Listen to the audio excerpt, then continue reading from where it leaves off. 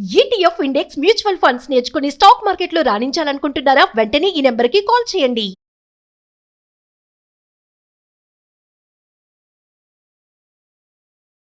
Hello, నమస్తే, welcome to Suman TV.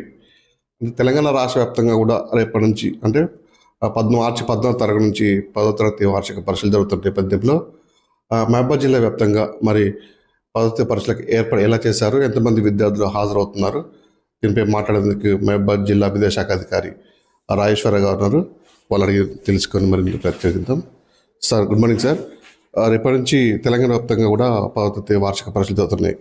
ఇందులో భాగంగా మహబూబాబాద్ జిల్లా వ్యాప్తంగా కూడా ఎంతమంది విద్యార్థులు పరీక్షకు హాజరవుతున్నారు, ఎన్ని సెంటర్లు ఏర్పాటు చేశారు? మన మహబూబాబాద్ జిల్లాలో 8,157 మంది విద్యార్థులు పరీక్ష రాస్తున్నారు.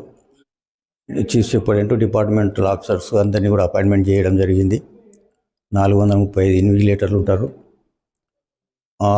సెంటర్లలో ఏఎన్ఎం, ప్రతి సెంటర్కు కూడా ఏఎన్ఎం ఏర్పాటు చేశాము. ఫిజికల్ ఫెసిలిటీస్ కూడా వెరిఫై చేయడం జరిగింది.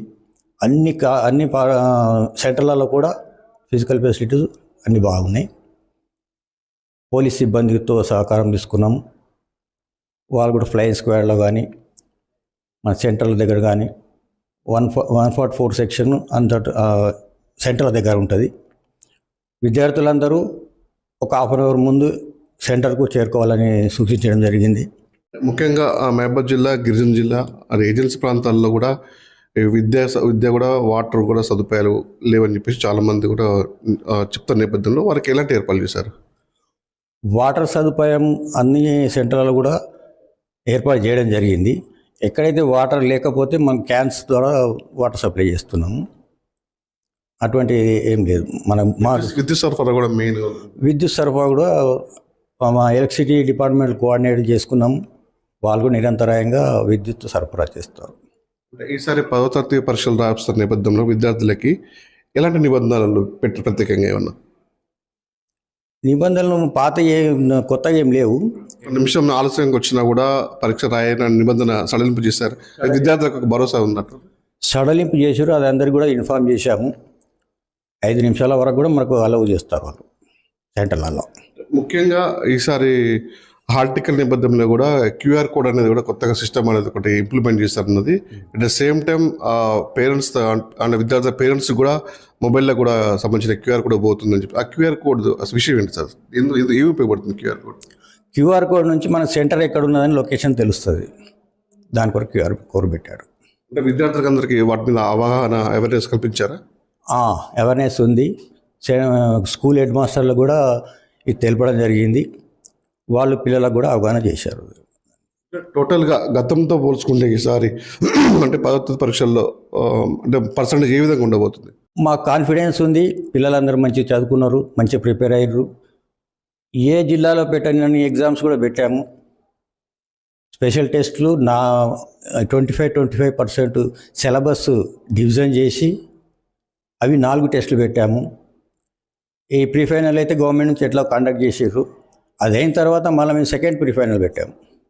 పిల్లల్లో పరీక్షలు అంటే భయాన్ని పోగొట్టడానికి మేము చాలా రకాలుగా ప్రయత్నాలు చేశాము. పిల్లలు కూడా బాగా ప్రిపేర్ అయ్యారు. మాకు కాన్ఫిడెన్స్ ఉంది మళ్ళీ మొదటి స్థానమే వస్తుందని. మహబూబాబాద్ జిల్లా విద్యార్థులు పరీక్షా హాల్కి హాజరవుతున్న నేపథ్యంలో వాళ్ళు ఎలాంటి రిస్ట్రిక్షన్స్ పాటించాలి అసలు? ఈ ఎలక్ట్రానిక్ వస్తువులు ఏం తీసుకురావద్దు. విద్యార్థులు చీటీలు కానీ అవన్నీ అయితే మన దగ్గర లేవు.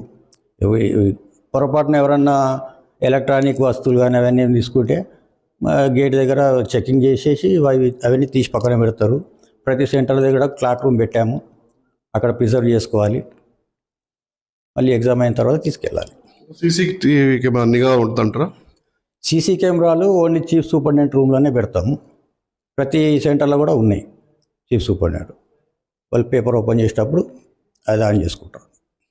విద్యార్థులకి పరీక్షకి ఎలాంటి ప్రలోభాలు గురకుండా అంటే మంచి చదువుకోవాలనే ఉద్దేశంతో తల్లిదండ్రులకు మీరు ఏం సూచనలు ఇవ్వదు?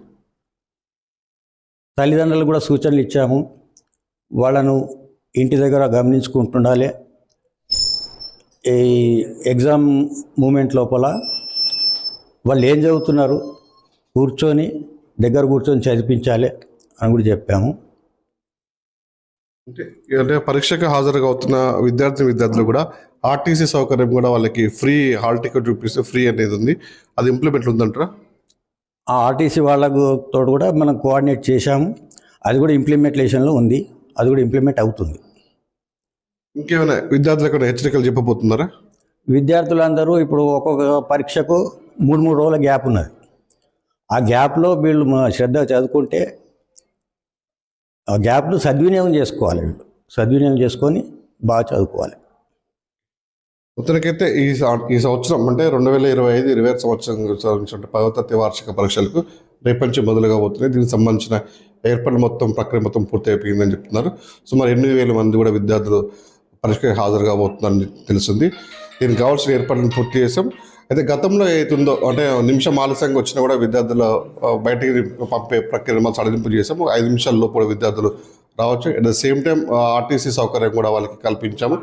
ఇంకోటి ఏంటంటే ఈ సంవత్సరం కూడా హాల్ టికెట్ పై క్యూఆర్ కోడ్ కూడా ఉంటుంది. క్యూఆర్ కోడ్ కూడా హాల్ టికెట్లో స్కాన్ చేస్తే ఏ సెంటర్ ఎక్కడ దాని మొత్తం లొకేషన్ కూడా అంటే పూర్తి సమాచారం నిక్షిప్తంగా ఉంది. కాబట్టి విద్యార్థులు ఒక హాఫ్ అన్ అవర్ ముందే ఆ పరీక్షా సెంటర్ చేర్చుకునే విధంగా కూడా రాష్ట్ర ప్రభుత్వం అన్ని ఏర్పాట్లు చేసింది. విద్యార్థులు ఎలాంటి ప్రలోభాలకు గురి కాకుండా కూడా ప్రశాంత వాతావరణంలో తమ పరీక్షలు రాసుకోవాలని చెప్పేసి సార్ చెప్తున్నారు. ఇంకో విషయం ఏంటంటే గతంలో ఏతుందో మహబూబ్ జిల్లా వ్యాప్తంగా పద్ధతి పరీక్షలు మంచి మెరిట్ వచ్చిందో ఈ సంవత్సరం కూడా దానికి మళ్ళీ సాధించే దిశగా కూడా మా విద్యాశాఖ ఉన్నతాధికారులు కూడా అడుగులు వేస్తుందని చెప్పేసి విద్యాశాఖ అధికారి రాజేశ్వరరావు చెప్తున్నారు.